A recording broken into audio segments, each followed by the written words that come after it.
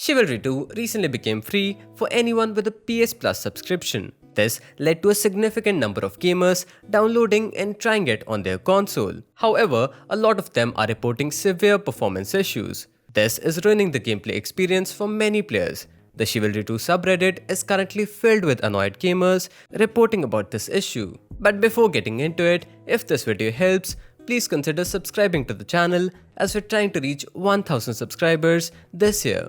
Reports indicate that the crashing issues are particularly affecting PS4 users at the moment. According to most, the problem started after the game became available on PS Plus for free. Players can no longer enjoy the game without experiencing a crash after every single match. In some cases, the crashes may also occur before a match or during a loading screen. It's worth noting that the performance of Chivalry 2 on PlayStation 4 has reportedly always been terrible. A gamer claims that it barely runs at 30 frames per second, and the crashing issue is just the cherry on top. Making matters worse, the same crashing issue also results in the corruption of saved data for players. This means that there is a chance that you lose a lot of your progress due to a crash. Fortunately, a PS4 user has recommended a potential workaround to solve the problem.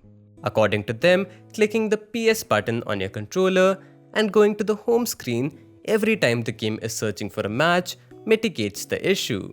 So basically, whenever the match ends, press the PS button, stay on the home screen for 20 seconds and then return to the game.